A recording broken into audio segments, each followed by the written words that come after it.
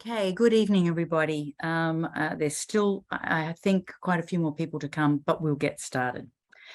My name's Kay Carey, and I'm the head of the UNSW Co-op program. And I want to welcome you all tonight to this career chat in business. Hopefully you're in the right session. We'll be talking about business careers tonight. Tomorrow night, we have a session on careers in technology. And on Thursday night, we actually have a session on careers in engineering. Of course, you're welcome to go to all of them, but tonight we're going to focus on business. So first, a couple of things you need to know about this session. First, it's being recorded. Secondly, anyone who registered for the session will get a copy of this presentation and all of the information. So you don't need to madly write down information from any of the slides.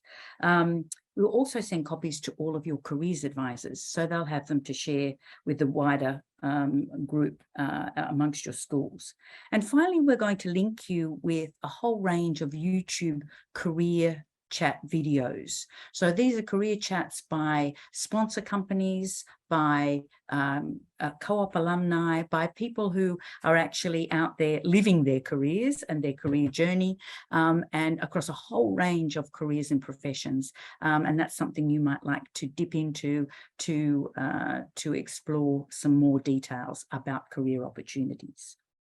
Finally, the end of the presentation, there will be opportunity for questions. So please, as we go through, if you think of a question, please put it in the chat. That means you don't forget it, and we can try and organize a little bit our responses to the questions so that we can answer as many questions as possible at the end of the session. Okay, let's get started. I want to start tonight by trying to just put a little bit of context around, or a little bit of framing around the question of choosing a career and choosing a corresponding degree to start your career. And I think the key thing to remember about careers, because you may be somewhat at 17, not sure where you want to go, and that's perfectly fine. First thing about careers is there's nothing black or white. And you certainly, in your position, shouldn't be constrained by traditional views of careers.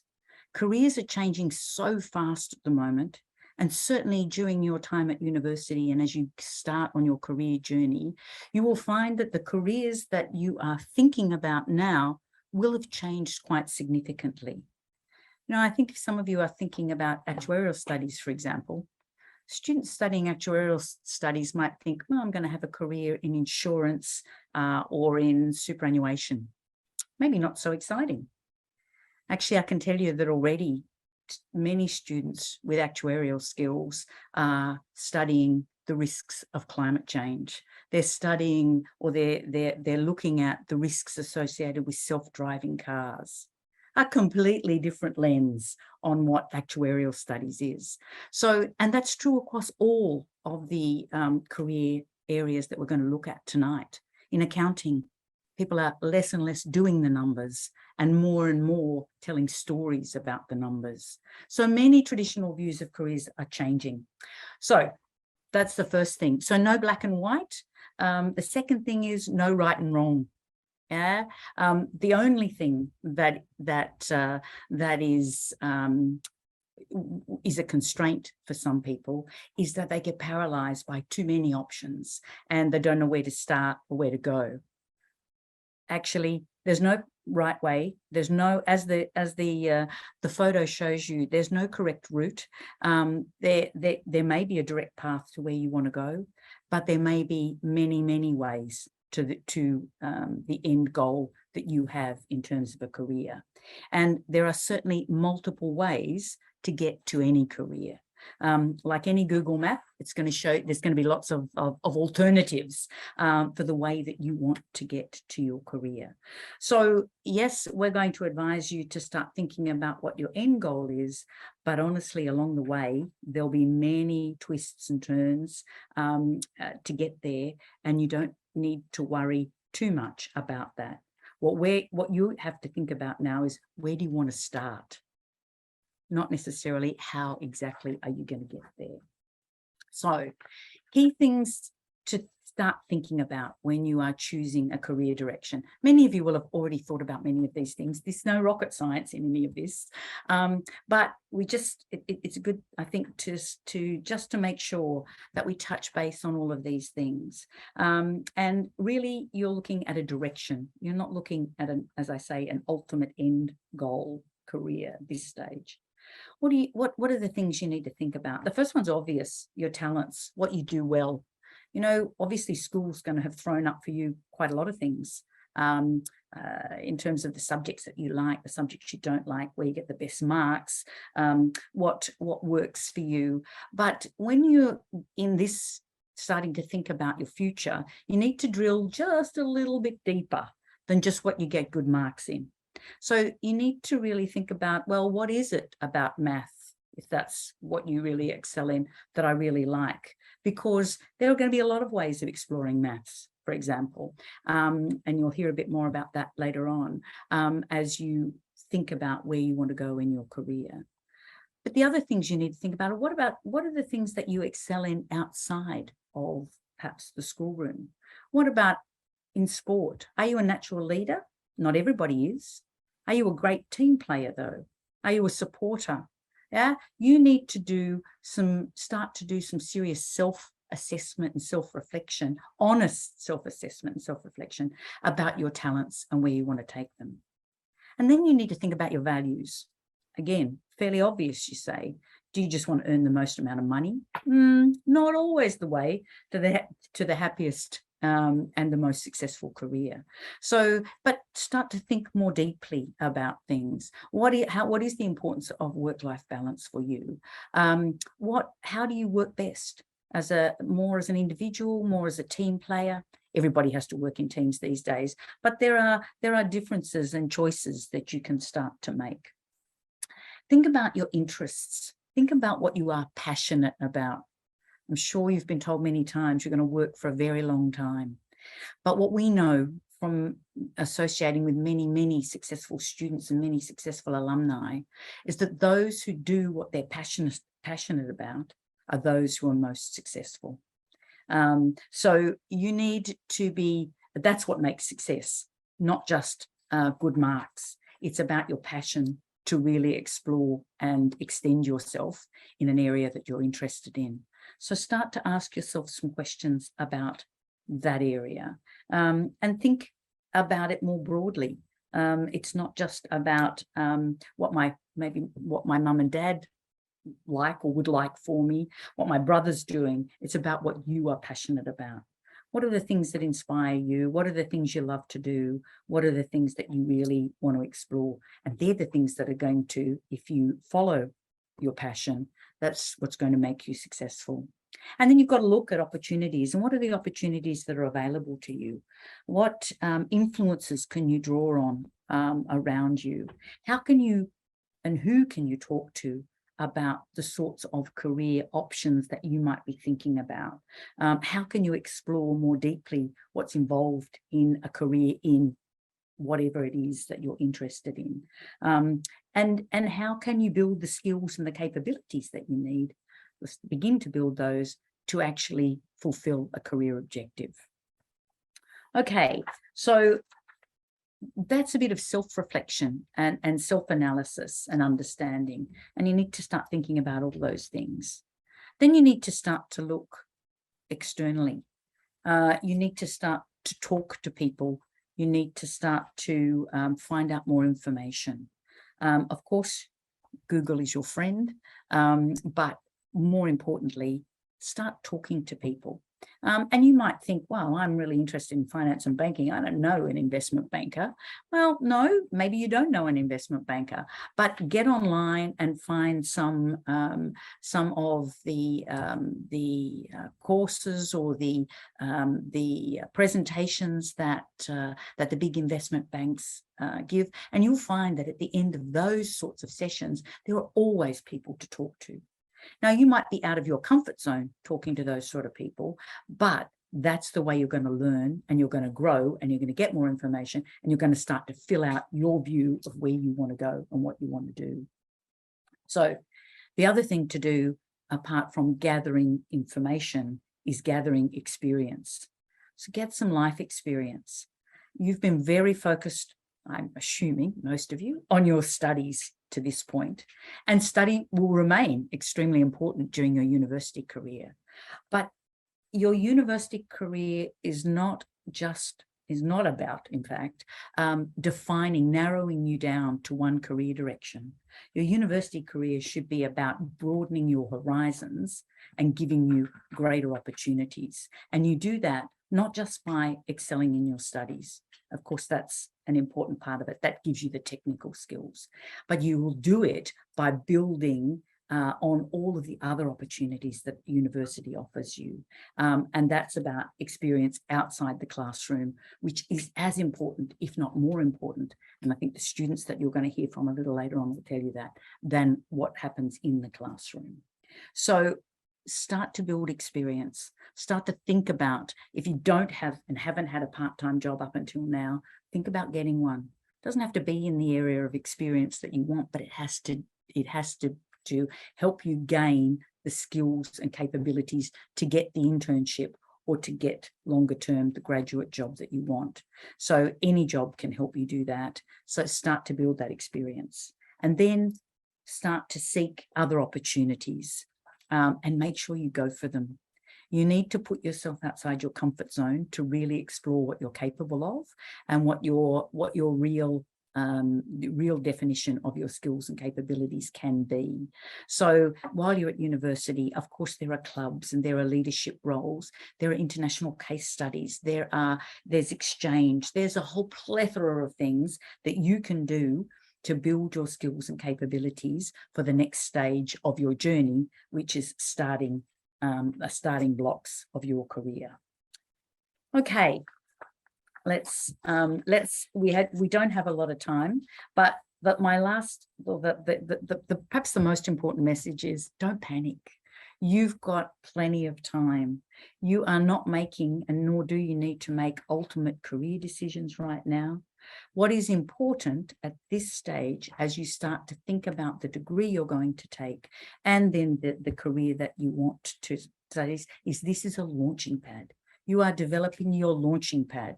It's how do you push yourself out into that career journey? And like I said before, that journey is going to take lots of twists and turns, a bit like a great river, before you actually launch yourself into the sea, which might be your ultimate objective. But you're just building a launching pad. And new opportunities for sure will open up even in the time you're at university. New directions, new ways of thinking about the opportunities or the objectives that you have in terms of, and the directions that you have in a career. So yeah, don't close yourself down, open yourself up. And choosing a degree direction doesn't close you down. It should just be a launching pad. Okay, tonight we're going to just have, in terms of talking about what areas of study, we're covering, of course, the business areas, and particularly those areas that the co-op program focuses on. Where do we have business streams that you can pick up a co-op scholarship in? First, the commerce area, which is accounting and business management, finance and banking and marketing. We're also touch then on the more math-centric business opportunity areas. That's actuarial studies, data science, decisions, and advanced maths. So the next slide's got lots of words on it, and I don't pretend to go through all of those words. You're going to get these slides, of course. But what this is meant to highlight is that across that degree span, from accounting and business management through to data science and decisions, there are an enormous range of career paths that you can follow. There's a lot of crossover between many of them, and when you look at it, you'll see that. But it's all about where you want to start and how you want to add skills to your starting blocks as you go through. Accounting and business management, obviously, you're going to build skills in the financial health of a business, in understanding, managing and measuring the financial health of a business. And certainly by no means does that mean just studying the numbers these days. It's all about being involved in strategic direction and how the numbers support a strategic direction. It's about sustainability. It's about a license to operate. Yeah, but it's typically focused in a business and working in a business. Finance and banking, that degree, also very closely aligned. Finance and accounting very closely aligned. But finance and banking is about working with businesses, about advising businesses and how they shape their financial future, how they shape their strategic direction, and how they might partner and fund their investments. So yeah, those two are very close together. Marketing sits squarely in the middle because it's just a little bit different. It's very much of an umbrella. Marketing's about managing the image and the offering of companies. Any company needs to manage its image and what it offers to its target market. So whether it's a brand, whether it's a product, whether it's a service, marketing can be applied to all of those things. And not only do you have to define the image, you have to communicate it, and then you have to build relationships. Actuarial studies is the next one. Actuarial studies is all about managing risk. So sometimes we might think about actuaries as people who are focused very much on numbers. Yep. Numbers are a big part of actuarial studies, but risk is a much bigger part. And as I said, it's all about numbers to manage and to mitigate risk. And then data science and decisions, obviously all about data. I think the surprising thing about data science and decisions is data is just the means to an end. You need to be able to analyze the data, but most importantly, you need to be able to draw insights out of the data, and you need to be able to tell stories with the data. So again, not just the obvious in any of these careers. So very broad, very quick. We'll give you some more information when we send these things to you about these careers. But I think it comes back to what I said in the beginning. Careers, it's not, you don't be locked in by your conventional view of what these careers are all about. Make sure you explore all of the opportunities, and there are many, many that drive from any of these career areas.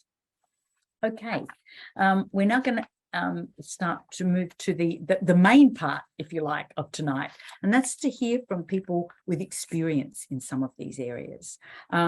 First, we're going to have one of our alumni, Rebecca Lucas, talk to us about her journey, how she built her career in global marketing with Unilever, and how she traveled through that journey. We're then going to have one of our sponsors, Hum Group, talk, and that's Renee Collins. She's going to talk, she's the head of data and analytics at Hum, and she's going to talk about how she came to her career as the head of data and analytics.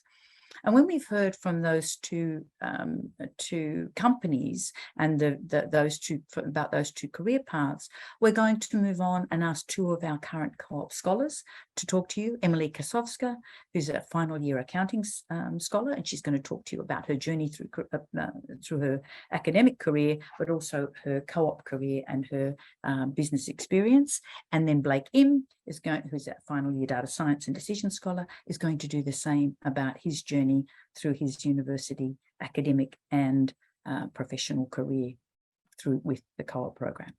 So first we're going to flick to Rebecca, and then we'll follow straight on with Renee, and then we'll have a break and we'll talk to the students.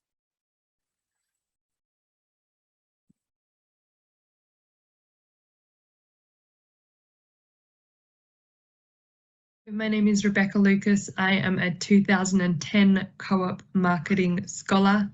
I studied at the University of New South Wales. I studied commerce, marketing and management, and was super fortunate to be part of the co-op program. I now work at Unilever on the brand Dove. So I'm based in the global head office in London, and I lead sustainability for the Dove brand globally. So I'm here to share a little bit about my career journey so far, I became interested in a career in marketing when I was at school. I loved art and I loved business studies. So I was looking for a way to combine both the creative and analytical sides of my brain. I found out about the co-op program from a mentor I knew in the business world, and that would be my first point of advice is it's a really good idea, particularly early on in your career, and I'm still early on in my career, to build a really strong network of mentors who can surround you. And the co-op program is a great way to build mentors as well. So after joining the co-op program, which gave me great exposure across marketing and a great introduction to business through my 3 placements, I, at the end of the program, joined a graduate program at Coca-Cola Amatil. And it wasn't a specialist program in marketing. It was actually broader than that. It was the first year that Coca-Cola had a cross-functional program called the Customer Leader Program. And so I did 2 years of rotations across sales, finance, supply chain, and marketing. And after that, was still interested in marketing, so joined the Coca-Cola company in an assistant brand manager role where I worked on water brands. So I supported the marketing team across both local brands such as Mount Franklin, as well as global brands like Pump. Outside of my work, I was doing a lot of work in not-for-profit advocacy and fundraising. So I had lost my dad while I was studying at university to brain cancer, which made me particularly passionate about raising funds and awareness for cure brain cancer. I started a medical research grant in my dad's memory and a fundraising event called the Beach Walk for Brain Cancer to raise funds and awareness. And in the last 10 years, that event has grown to be one of over 30 walks that raise funds across Australia each year. And so something that I'm super proud of, but also something that inspired in me an interest in not-for-profit marketing. So about 5 years ago, I moved to the UK and I joined in the UK, I joined Movember Foundation that had started in Australia, but of course had become very global. I was the first global brand and cause promotion marketing manager in the organisation. So I was responsible for raising awareness of the cause areas that Movember supports.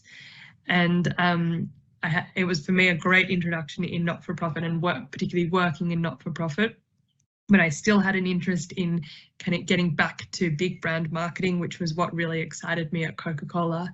And so I joined Unilever in the UK. And Unilever is a company that really promotes brands having a purpose at the heart of the brands.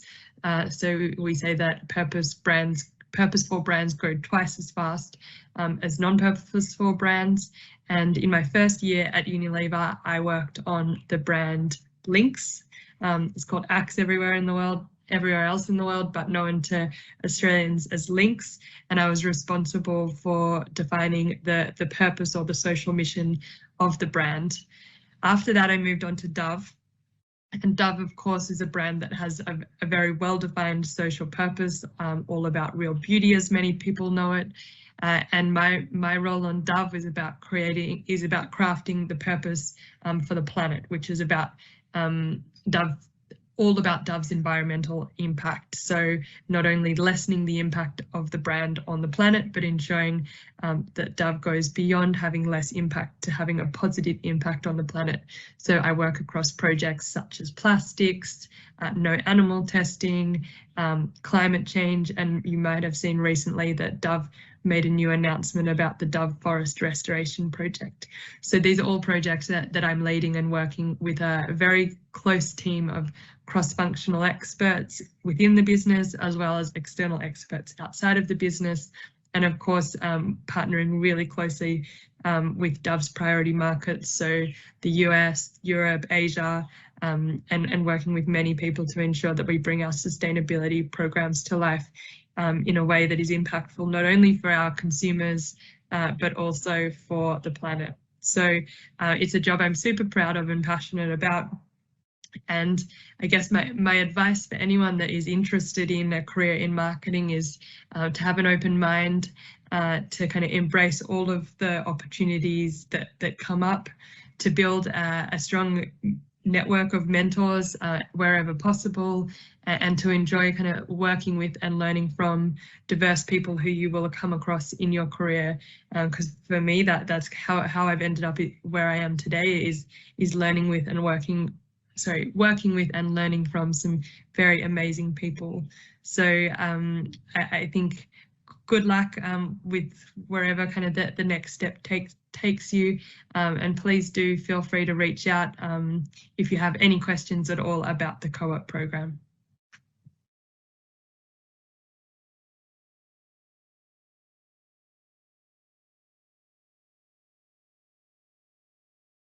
Hi, my name is Renee Collins and I am the Head of Data and Analytics at Hum Group. Hum Group are a sponsor of the UNSW Co-op program, and I wanted to chat about my role in a company that is playing in an exciting and rapidly emerging industry sector. A little bit about Hum Group. We service more than 2.7 million customers across Australia, New Zealand, the United Kingdom and Ireland, and our focus is completely on the customer. Through 30 years of innovating the way people pay, our product ecosystem of buy now, pay later, credit cards and business finance products gives customers accessible ways to purchase the things they need in the way that they want to pay.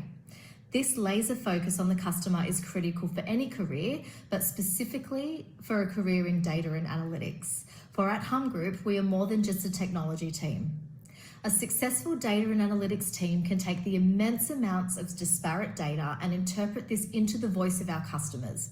The key is providing this insight back to the business to drive business and customer value. It is this passion for connecting technology and people that has led me to my role at Hum Group, and it also led me to completing my MBA at AGSM through UNSW, which I'll touch on a little later. As Head of Data and Analytics, I'm responsible for all things data, reporting, analytics, artificial intelligence, machine learning, and the data platform. We provide data services to the entire business, right from the executives through to our customer service teams. This encompasses the whole value chain, from understanding business requirements, ingesting the data, modeling the data, providing the visualization and reporting, and the delivery of the machine learning models. My career as a data and analytics leader was not straightforward. I began a career in customer service and business improvement, managing various teams to deliver better customer solutions. However, it was through this experience where I formed a very strong passion and appreciation for data and how it significantly impacted customer satisfaction and business growth. I then moved into data-specific leadership roles where I was managing data quality, reporting, data integrations, insights, and analytics. And through this process, I realized extremely quickly that technology or the technical skills were only the tip of the iceberg to be really successful. If you are considering a career in data and analytics or technology, I would like to share some of my learnings that are critical to any leader in this ever-changing space. There are 3 elements that really need to work in harmony to achieve impact using data. The first element is technology. Technology is a significant enabler, but not the driver for businesses delivering business value or business transformation. Being up to date with the latest technology, continuously developing and mastering technical skills is essential to delivering fit-for-purpose data solutions in any organisation. The next element is people, or what I like to call people desirability. We could have the best data warehouse with the most cutting edge technologies. We could have extremely accurate AI models. We could have the best data engineering team. However, if we cannot connect the right people with the right data at the right time, none of the technology investment will matter. So don't neglect stakeholders in the pursuit of technical excellence. The third and probably the most valuable element is to directly link anything you're doing, anything you're delivering back to the business strategy. Because let's be honest, that's what businesses are in business to do, whether it be revenue targets, improved customer service, or the delivery of new products. This link between technology, people, and strategy is critical. And in the data and analytics space, we are seeing progressive leaders shift the conversation away from simply tools and technology toward data-driven decision-making as a core business competency. As my early career didn't involve data, I knew I had to keep learning and keep developing my skills to couple this with my 15 years of work experience. And I decided to get my change management certification to focus on the people And as mentioned earlier, I completed my MBA through UNSW and AGSM. This was one of my greatest achievements, and whilst it was challenging to work and study, it was the best things I've ever done. It provided me with principles, practices of leadership, marketing, things like strategy, economics, to couple this with my technical skills and apply what I had learned to real problems and initiatives I was facing in my role. This is why I believe the co-op program is exceptional. It took me years on my own to figure out how to couple my experience with learning, development and study. And this program not only gives you the content and the course and the degree to be successful, but it also provides you with the leadership training, the network and the real life experience, all of which is essential when navigating today's technology landscape and workforce. I hope this gives you some insight to the data and analytics sector. Good luck with your studies. Thank you. Okay, I hope you enjoyed those two presentations from the alumnus and from one of our sponsors. And I think that's going to not sure what happened there, but I think the thing to take away from, or I hope the thing that you took away from those two presentations was first the diversity of careers which you can pursue in business, but more importantly, they both spoke in their own ways about the importance of technical skills, the importance of professional skills and building those professional skills, the importance of social skills and networking skills, the importance overall of soft skills. So hopefully you're beginning to build a picture of the sort of skills and capabilities that you should be looking to explore and to build while you are at university and pursuing a particular direction. I'd now like to hand over to our co-op scholars, Emily and Blake. I'm going to start with Emily. And so Emily is, as I said, an accounting scholar. She started in the co-op program in 2019, and she's going to take you through her particular journey and her experience and her tips for how you might think about starting your career journey and decision making. Thanks, Em. Thanks, Kay. So hi, everyone. Like Kay mentioned, my name's Emily. I'm in my 4th and final year, more specifically within the accounting stream. However, I also double major in information systems. So today I'd like to share with you a little bit about my amazing journey with the co-op program and how I've come to blend my 2 majors together, particularly throughout my work experience. So I'll start at the beginning. Coming out of high school, and probably like a lot of you right now, I wasn't 100% sure on exactly what I wanted to do. In fact, I'm still discovering new things about the business world even today. But I think that's the beauty behind commerce and business. It's such a broad area with many opportunities to explore various avenues and roles and find something that works well for you. For me, that was within my 2 majors. So I entered the co-op program within the accounting as my mainstream. Now, I chose this because I think accounting is really the foundation of business. It's like Kay mentioned before, it's more than just punching in numbers, but it really does involve that analysis, that storytelling, communicating that to the rest of the business and using it to inform financial decisions and ultimately driving strategy. The second one I then picked up was information systems. Now, it's not mentioned much at all throughout high school, but it's very much needed in business. What it is essentially about how data and processes flow throughout an organization. So it's essentially how we can be more efficient in the way that we work. It encompasses a lot of different areas, but it also has a bit of a digital focus, looking at what new technology can do for us and how it can make our work easier. And I think I found a really great synergy between these 2 majors. So as I went through each of my internships, I was able to get that breadth of experience from both of these areas. So starting up in the first internship, which was with Coca-Cola Euro Pacific Partners. Now, this was obviously more accounting focused, given that that was my co-op stream. However, this role taught me a lot about the foundational accounting tasks that's crucial to each and every business. So think reporting, budgeting, reconciliation, costing, and so on. More importantly, however, I think what was most important was understanding the importance of knowing the why behind our task and constantly questioning the numbers and what it actually means for our company, which I think is the essence of accounting. Next up was my time at Optus, my second placement. And again, it was primarily an accounting role within a reporting and analysis space. However, one of my tasks that I worked on during my time there involved particularly working within the supply chain team. So dealing with purchase documents, delivery notices, and so on. More specifically, I was asked to start to understand how we could actually improve one of the systems that we were using. This is where that information systems passion sparked from. So I had to have a really good understanding of the movement of transactions, which is where the accounting side comes from, but then also consider the tech side as well. From this project, I found that I really liked how these two areas combined and meshed together. So in my third placement at Westpac, I then actually asked if I could have an opportunity to explore more projects with, an accounting and an information systems focus. In fact, a major project that I then led was basically to look at some of our financial reporting processes that were quite manual and then make it more automated by utilizing our systems.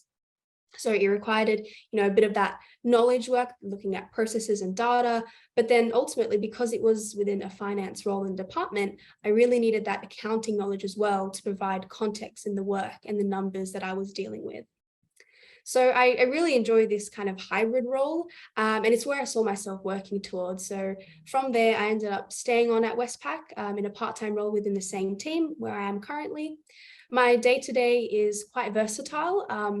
I'm involved in monthly reporting and accounting analysis, including more accounting tasks such as, getting up the financial reports that we report on each half year and each year, but then also getting to jump on more tech projects, I guess. So looking at how we can digitalize reporting or implement new visualization tools and just in general, implementing change to make us as a finance department work smarter and more efficiently.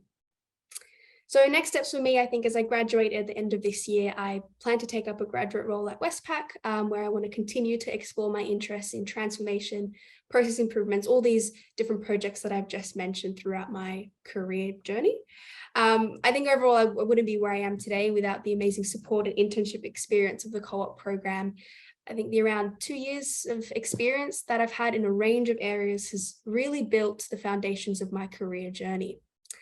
And I thought, just to finish up, if you move on to the next slide, I just wanted to sum up some 3 tips and takeaways for my co-op journey and just studying commerce and business in general. So number 1 that I have there is be curious and seek out opportunities. A lot of the projects that I mentioned earlier, the ones that I was really passionate about, that's what I sought out myself. And it's when I called out my passion for technology and efficiency with accounting that I was able to get this opportunity. So don't be afraid to explore different avenues to figure out what you like, what you don't like.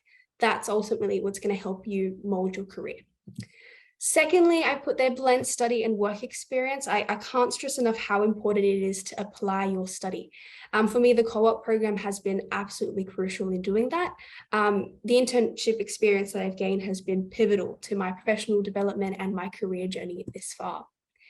And finally, last one, build up your connections, get to know people. Don't be afraid to ask for help, for advice, or even just to chat with people in a different role, or perhaps they're working in a particular area that you're interested in. A lot of people have been in the same shoes as you, deciding what to do career-wise. So definitely take advantage of some of their insights and their experience. So that was just a little glimpse into myself and my career journey. If you have any other questions, I'm happy to address them later on in the Q&A. Look, in the end, business is such an exciting and versatile area, as you can see from my story. I think with the right passion and curiosity, you can explore all that's on offer and find a blend that works best for you. Yeah, thanks. Thanks, Em. That's great. Thank you very much. And yeah, you'll have plenty of time to ask Emily some questions at the end of the session. So now we're going to hand over to Blake. Blake, like Emily, is a final year scholar. He started in 2019, but of course he's studying data science and decisions. So thanks, Blake. Thanks, everyone. Hi, guys. I'm Blake, final year studying data science and decisions. I chose this degree very much because of the 2 of the heuristics that Kay mentioned when you're in high school, which is 1, pick something that you're good at, and 2nd, pick something that will give you a lot of options in the future if you don't know what you want exactly yet. So I had no idea what data science even was before UNSW Open Day, to be honest. But essentially what data science looks like at UNSW is you do courses in economics, maths, and coding, so programming essentially. And back then I didn't know how to code. So if you guys are in the audience wondering like, I don't know how to code, am I going to be able to do the degree? That's fine. That's why you do the degree and pay for the degree. They'll teach you how to code. I just knew that, being able to code is probably going to be useful in the digital transformation of business going forward. I was good at maths, but I still wanted to learn some business skills. So the intersection sounded perfect for me. In my top placements, I first went to Infigen Energy, which is a renewable energy company. I was quite passionate about climate change, like I'm sure a lot of you guys are in the audience as well, and was very curious to see how data science is applied in an industry like that. I started the placement around February of 2020. If you guys remember, that's when lockdowns began in March. So it was actually quite exciting because we were tasked with the job of predicting how electricity consumption levels would change with lockdown in Australia by modeling off what other countries were doing who are a few steps ahead in terms of lockdown, like in Europe. Moving on from Infigen, I went to Westpac for my second placement. There I was in their machine learning platforms team. So there our task was essentially, as you guys can imagine, bank has a lot of useful but also sensitive information about the customers and the transactions. And our task was essentially, let's figure out how can we build AI machine learning models based off of that data in a very ethical and compliant and safe environment. So a lot of outside box thinking, but also a lot of technical work actually building the platform as well. So that was a lot of good fun and learning. Finally, I went to JP Morgan, which is an investment bank. I didn't know what investment banks were when I was in high school. So if you guys don't either, don't worry too much. Essentially, they help some of the biggest companies and funds in Australia restructure their business and etc. And my job essentially there was I was part of equity research team, which was very different from my previous internships. It was less of a data science role and more of a finance role, but that's why it's kind of exciting. What's being part of this program is you get exposed to such diverse range of roles. So I was kind of like a fish out of water situation because I had to pick up a lot of financial skills, but that is sort of part of what it's like to be working in a job, as great as things that you learn in uni are, they're never going to teach you everything you need to know. And having that confidence to pick up skills as you go, I think is really important. So there we were recommending stocks for some of the biggest Australian funds to buy and sell. After my placements, I decided to try out venture capital. If you guys don't know what venture capitals are, essentially they invest in early stage startups. And they're helping the team leverage data to make them make the best decisions possible and hopefully get an edge over the other firms.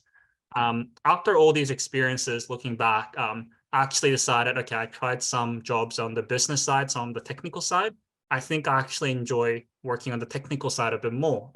So I ended up going for a software engineering job at a startup, at a mid-sized startup.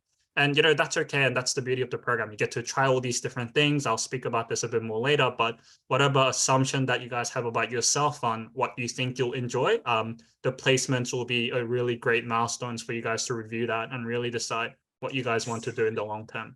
So yeah, really enjoyed the placement and the experiences it's gotten me. I wouldn't have been able to get the jobs without the wide range of experiences that helped me inform my decision as well.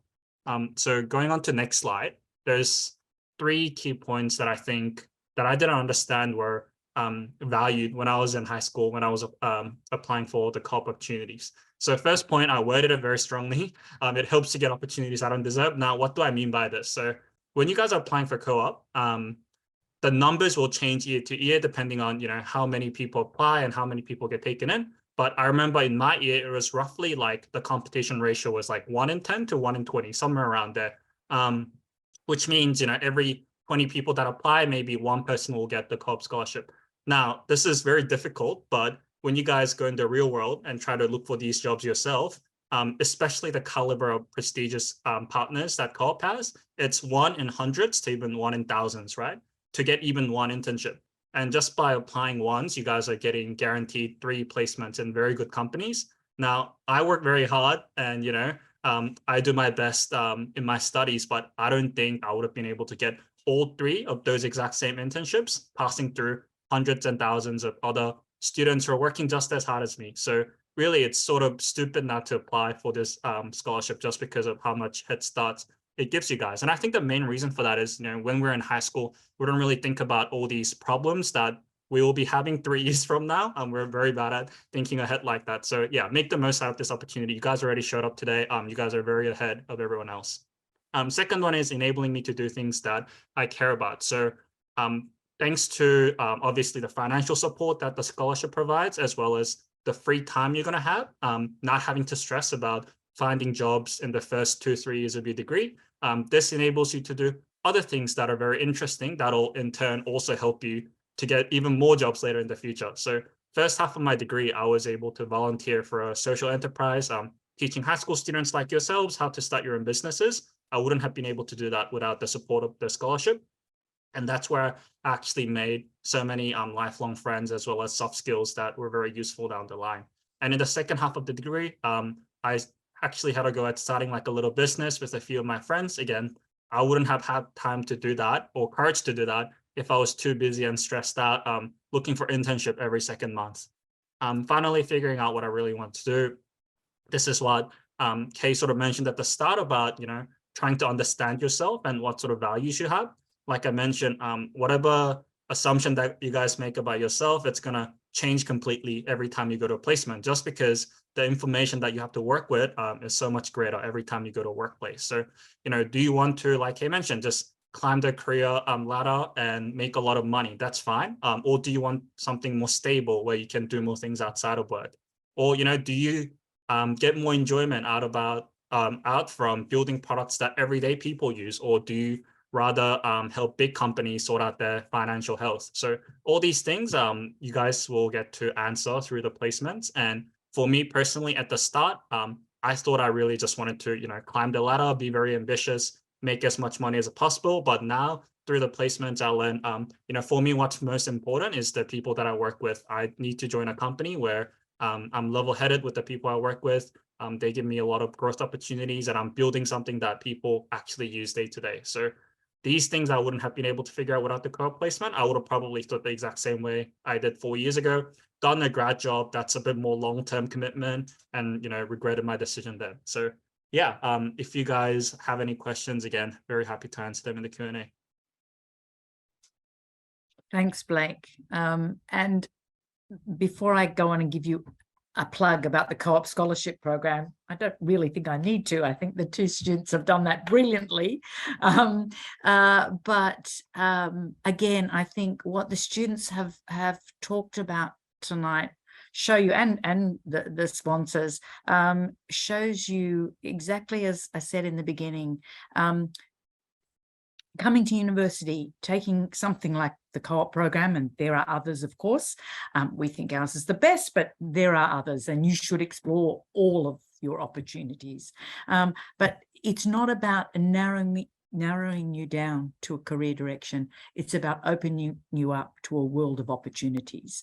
And those opportunities, they all coalesce towards the ultimate career journey that you're going to have. I think the other thing that came out strongly that is really important for all of you to start thinking about now is that you will be constantly learning through your career. As your career changes, as you've seen, and I think Blake said it, every time you go on a placement, you learn something new, you learn something different, you change a bit your thinking, perhaps a bit even your direction. So one of the great things about university, and I will say about the co-op program, is that you learn how to learn. And that is going to be really important to all of you as you go through building a successful career. So my very last point before we go on to answer some questions is about the co-op program. I think, I hope most of you on the session tonight know the program really well and have started applications for 2023. But if you don't, let me just say, we here talking to you about careers tonight because the scholarship, the co-op scholarship that we are involved in offering is exactly that, a career development scholarship. So it's not just about your technical expertise. We really want to pair that with your professional expertise and make you a great young professional at the end of your university degree. So we give you the opportunity to have industry experience. We give you a lot of leadership and professional development training during the time that you're at university. Very importantly, and everybody talked about this, the importance of networking and mentoring to support you through your journey. Of course, we give you some financial support. That's very nice. But the other things that have come before in this slide are much more important than the financial support.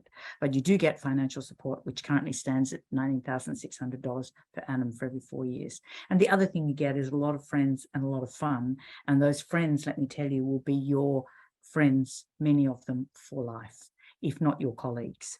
So applications close on the 30th of September. You've still got plenty of time to apply for next year. Applications are of course already open. So get yourself started on an application if you're interested, because once you're on our radar, then we'll remind you of when the closing date is. We'll invite you to lots of other sessions where you can chat with students and learn even more about the opportunities that the program and the careers you're interested in will give you. And finally, remember, when we send you out the information on this session, which will probably be the beginning of next week, you'll also get access to a whole range of career chat videos, like the two you saw earlier with Beck Lucas and with Renee. You'll get a whole range of those things which you can mine and explore for lots of other people, to hear from lots of other people with lots of other experiences. Okay, let's open up now. I'm going to hand over to my colleague, Karen Lee, who's been monitoring the chat and the questions.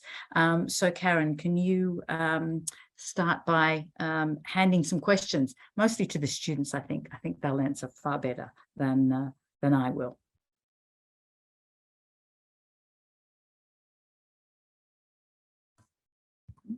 Alrighty, let's see if this works and if I pop up. If not, that's okay. So the first one, I'm sorry, but I might actually pop back to Kay, and it kind of covers two questions. So for someone would love to do an actuarial co-op degree, but they're wondering about double degrees. Okay, yeah, well, that probably is in my camp. Although we are increasingly offering double degrees in co-op, but you have to enter the co-op degree you have to enter the co-op scholarship, program on a single degree. So you have to choose your first starting block. As Emily said, you know, it was accounting and business management for her, Blake, data science, but you can then pair with a double major potentially, and in some cases you can do a double degree, but it has to be planned and it has to be worked through. Actuarial studies is quite difficult to do, however, to do a double degree in the 4 years that you have on the scholarship, because in actuarial studies you are not only completing your academic degree, you are completing parts of your professional qualification. So actuarial studies, I'm sure whoever asked the question may know, but like accounting, has some professional standards, some professional qualifications that you need to become an actuary. And part of the program that we plan for you as an actuarial student is to complete some of those professional qualifications. So it is quite a dense degree in that situation. You're going to get your degree, but you're also going to done your part 1s and part 2s, they're called, and then you do your part 3s when you're actually working in an actuarial firm. So it's quite a dense degree. However, that said, that's not to say that no actuarial student has ever done a double degree. And in fact, we have had several who have paired actuarial studies with maths or data science. They're the real numbers nerds, but they're actually paired those. But typically what that means is that the degree will take you a little longer. So your scholarship will finish in 4 years, but assuming certain conditions are met, you continue on and do that double degree, but you will extend a bit longer than your scholarship at university to do that. So it is possible. Certainly you will get an extremely strong actuarial degree, and you will you can complete up to 2 parts of your professional training. That's part of the standard co-op degree. A double degree, should you wish to do it, is possible, needs to be planned, needs to be discussed and agreed early on, and is likely to take a bit longer than the 4 years that the scholarship takes. So that was quite a long-winded answer, but that's I hope that's answered the question for you.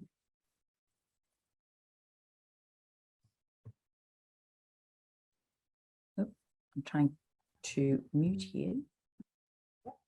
Alrighty, so a question for Emily.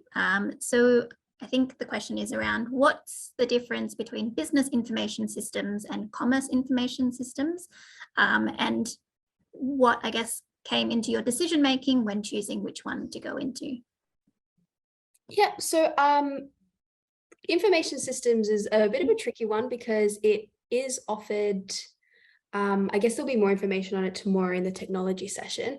However, information systems is both its own degree, but it can also be studied as a major in Bachelor of Commerce. So I'm not in either of those 2 streams. I'm in the accounting stream. So essentially I study a Bachelor of Commerce.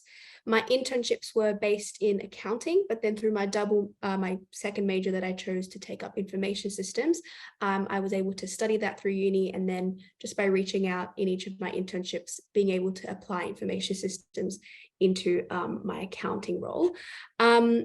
Yeah, in terms of the decision process behind that, I knew that I really liked that technology aspect of things as well, and I knew that with accounting, it's no longer just about punching numbers, but it's a lot about how we process information, and information systems helps, I guess, make that more efficient and find better ways to do our work, essentially. So how can we fix this process, or how can we use technology to improve the way that we work? So yeah, so to sum up, I guess I am still in the accounting stream, but like I mentioned earlier, just how flexible the business degree can be, I was able to mesh those 2. If you're interested in learning more about the information systems degree specifically, I believe tomorrow night's the technology night, where they'll be covering that in a lot more detail.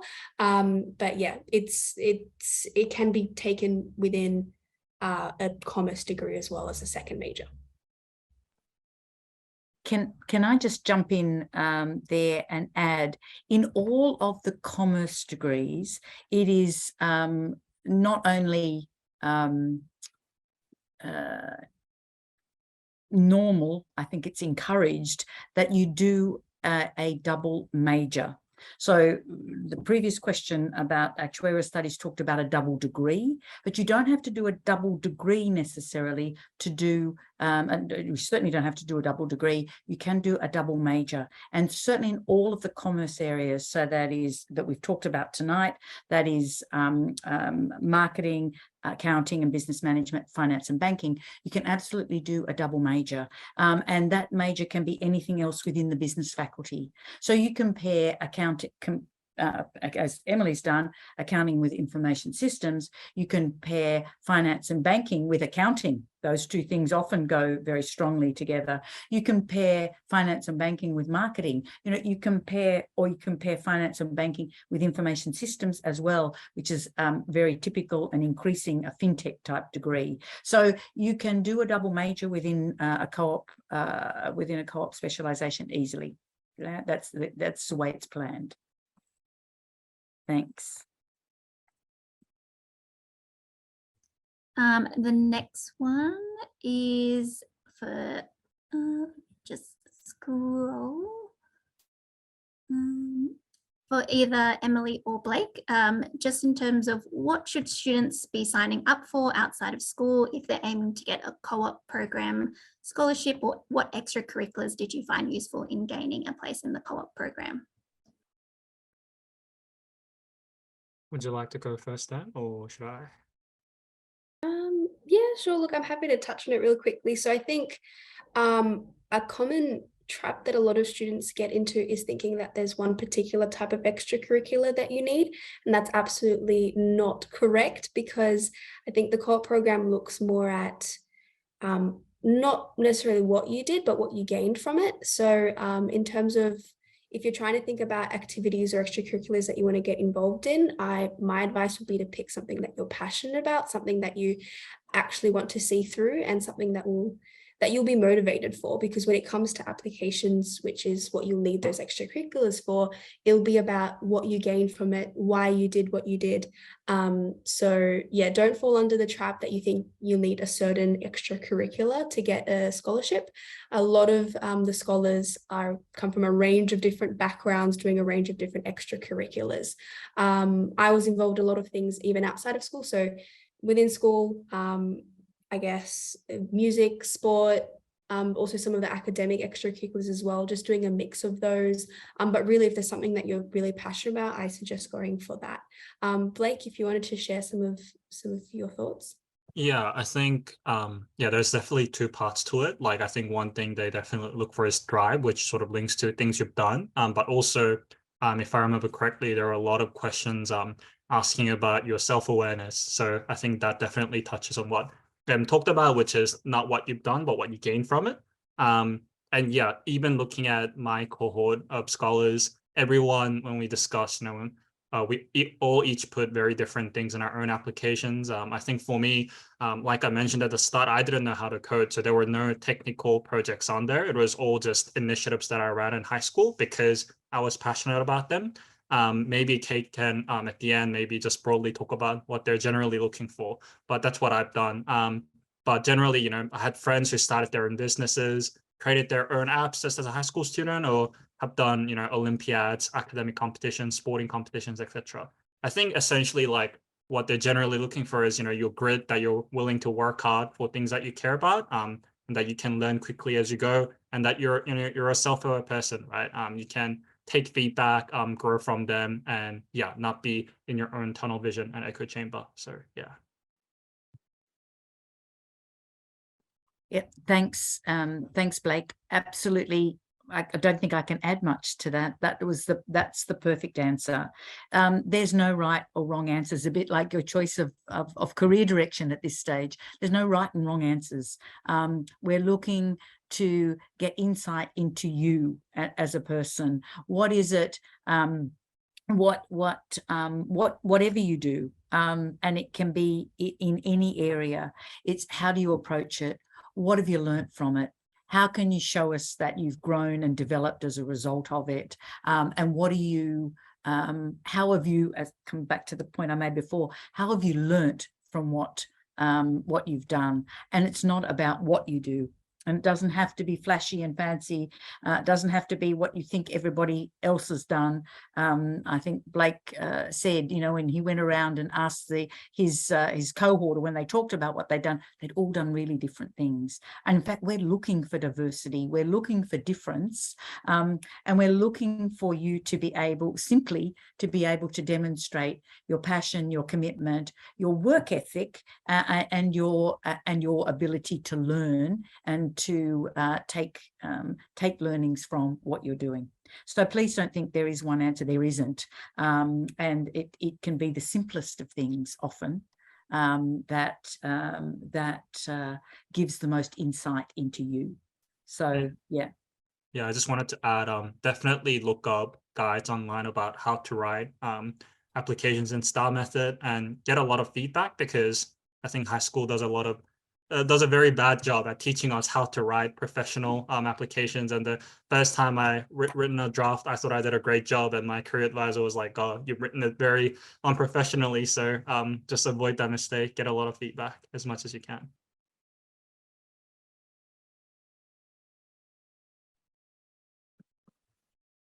We've also received a few questions just about what's involved in the application process.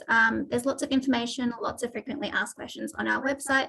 What we can do once we send across this recording and some of the information is just include some links to that, just to make it a bit more accessible. And then in terms of other questions, I might throw back to Kay for this one, just around whether students can apply for more than one co-op, and just around what do they need to do around preferences for UAC purposes. Yeah, you can, you get the opportunity to put 3 preferences into any application. And that's not, there's no disadvantage in putting 3 preferences down, as long as you can talk to in an interview or subsequently in your application, as long as you can talk to why you have that span of interest and what it is that you might be principally interested in doing. So yes, you can apply for up to 3 preference areas. And in fact, some students get interviews in all 3 of their preferences. It is not uncommon, certainly, to get in an interview in 2 areas, because we treat each preference independently, and we look at each preference independently. So you might get 1 or 2 of your preference, you might get interviews in 2 of them. So yeah, that's there is no, there's not a limit to that. Sorry, what was the second part of the question, Karen? I've forgotten. I'm losing track. UAC. Oh, UAC preferences. Yeah. So there are in business, co-op has specific in the business programs, co-op is a specific degree in all of those, in those main areas, and therefore has its own UAC number. So you need to include, if you want to include that in your UAC preferences, you need to include the specific co-op degree UAC number in business.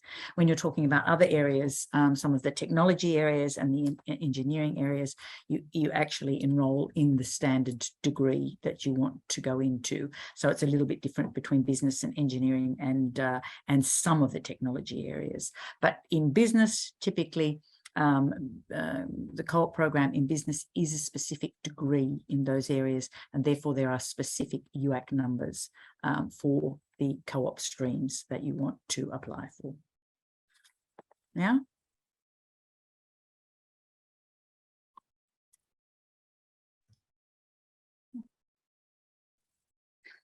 Oh.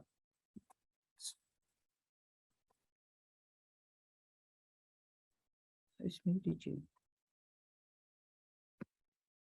Sorry, guys, I just have my technology here. Alrighty. So we just have a few questions just about the screening process.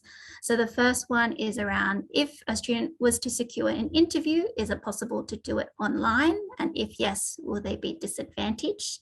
And then the second question was just around the balance of the involvement between sponsors and UNSW representatives in deciding who gets accepted. I might pass that back to Kay. Okay, first and foremost, the interviews this year will be principally in person. So I'm touching wood while I'm saying that, because of course for the last 2 years interviews have been online.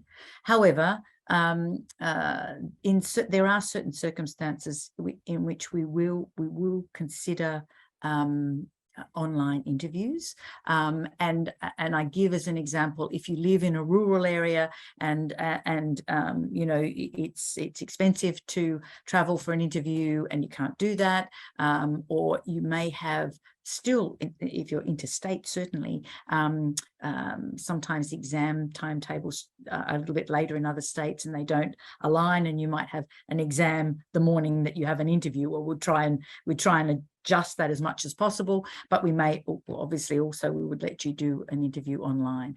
But to be considered for an online interview, you will have to wait, of course, till you're made an offer. And if you're made an offer, and if you believe you have a justifiable reason for doing an online interview as opposed to being in person, then you have to provide us with a justification, and we'll consider that, and we'll talk to you about it. So are you disadvantaged, I think was the other part of the question.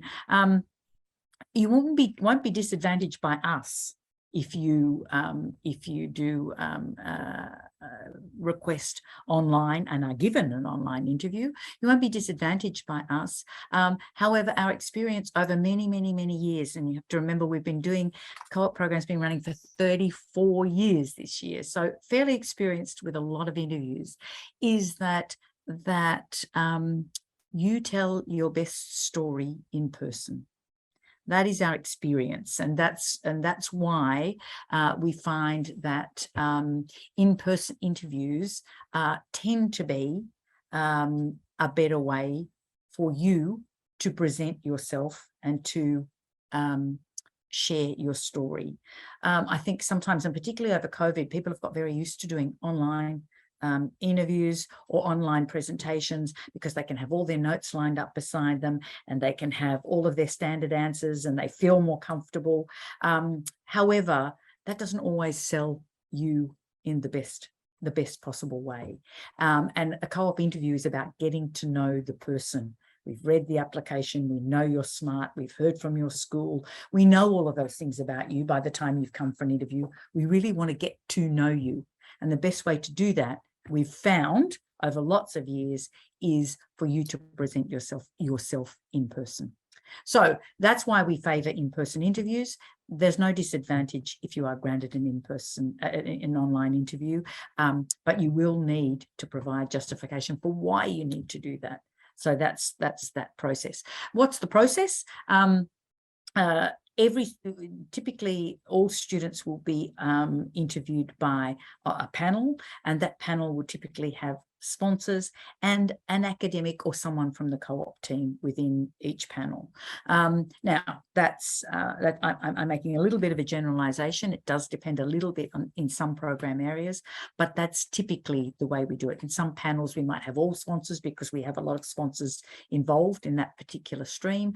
In others, where we have maybe fewer sponsors, we'll have some academics involved in that stream. So it's a bit of a mixture, but each panel will decide on each shortlist, and then all panels get together and discuss all shortlists, and we take a shortlist from that. So all members of interview panels provide their insights and input to the development of a shortlist. I hope that answers the question.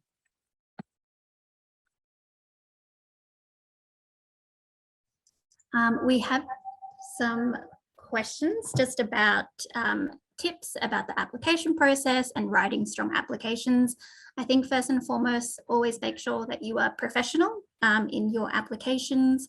But I also might throw back to Blake and Emily around, what do you think was the main strength in your application that led to its success?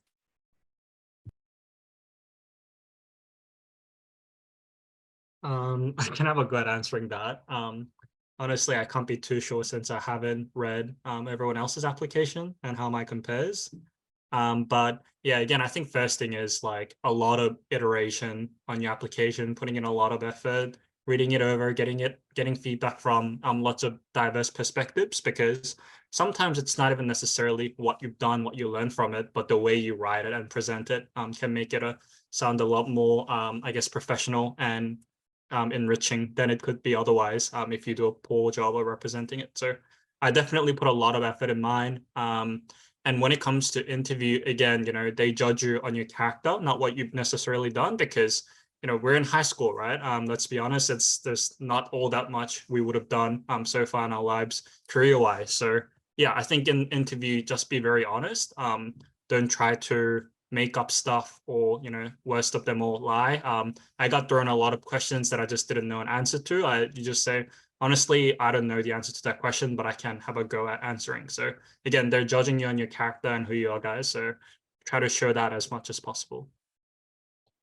Yeah, I can second that. Definitely, I think the number one thing that I believe is important in an application is just being genuine and being yourself.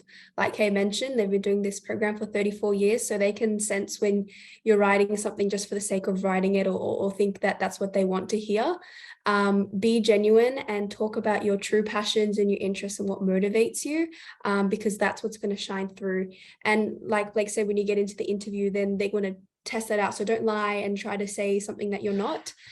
Be really genuine, and don't stress too much about whether you're doing the right thing, as in terms of the curriculums, but more so how you've come across and what kind of person you want to showcase yourself as throughout your application. So definitely just be genuine, and make sure you also just, you know, showcase everything that you've done. There's quite a few questions that you have to answer. So try to pinpoint all the different activities and things that you get involved in, and really try to give yourself a best shot of getting through the next stages. So yeah, hope that helps.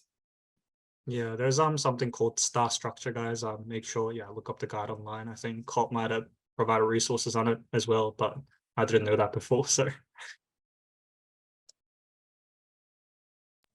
Alrighty, we might just finish with one more question, given we are a bit over time. I know that there are still quite a lot of questions open. So what we might do is, following this session, we'll just make note of all the questions where there's sort of a lot of overlap. We can just add in maybe an extra little frequently asked questions section when we send out these links.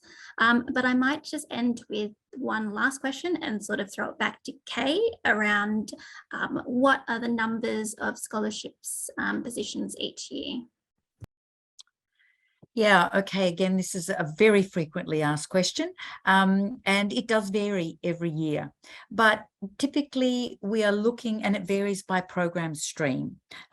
So typically we will have somewhere between, in total, now I'm talking, somewhere between 80 and 90, 95 scholarships across all program streams. Yeah, so in total, it does vary. If you are certainly, first of all, we only open program streams where we actually have scholarships. Obviously, we're not going to invite you to come to an interview if we don't have scholarships in a particular program stream. So we only open interviews in areas where we actually have scholarships. But the other thing is that if you are lucky enough to get an interview and are invited to interview, you'll be invited to the day before the interview. So interviews this year will be on the 23rd of November, and the day before, the 22nd of November, is in fact what we call an interview briefing day. And everyone who gets an interview is invited to that interview briefing day. And at that interview briefing day, we will actually give you particular numbers and companies around each of the program streams. So we'll give you more data on the 22nd, because by that stage we know, I don't know right now, we've just started talking to companies about 23 scholarships. So in terms of numbers, so we talk with them about it all the time, but in terms of finalizing numbers, we're just starting to finalize numbers now, or to get numbers in now. But by the 22nd of November, of course, we'll have a very good feel. So we have that interview briefing day the day before, and we provide everybody who's invited for an interview with more specific data on the numbers of scholarships that will be offered, and on the companies that we expect to be that are offering scholarships. So you get more data closer to the date, and it really is sometimes quite impossible to be more specific about absolute numbers until we get close to the point. There are each year there are slightly different trends amongst program streams. But if you think that it's something that you're interested in and you want to have a go, then I suggest put in an application. You've got nothing to lose. And in fact, just the process of the application itself starts to starts to form your thinking and your thinking processes around what it is you want to study and what direction you might want to take. So you'll grow and develop simply by completing the application. So I suggest, have a go if you are interested. Karen.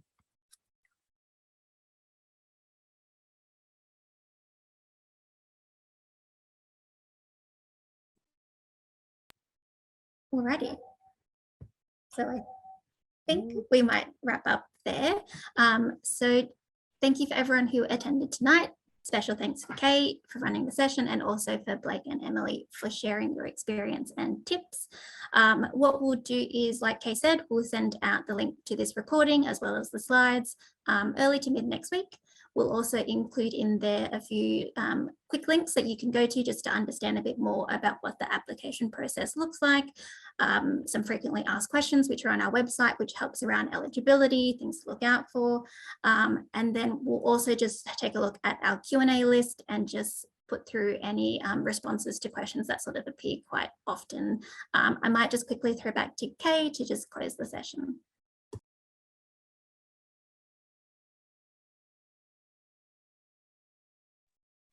Okay, thanks, thanks, Karen, and huge thanks to Emily and to Blake.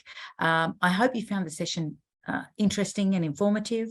I'm sure you'll find the material that we send out interesting, informative. Particularly, don't forget to go and look at some of those YouTube videos. There are a whole range there, and we'll upload some more in the next week or so that you can explore and hear from a whole range of sponsor companies and alumni about their career journeys, which will give you a lot more information. If you have burning questions that we haven't answered and that we don't answer in the pack that we send out to you, please don't hesitate to give us a call. That's what we're here for. And someone will answer your questions if you give us a call. And if you don't get that information that you're desperately wanting and needing in the pack and the panel, the information that you get sent through. Okay. Thank you, everybody. Lovely to talk to you. Thank you for investing your time in considering the co-op program.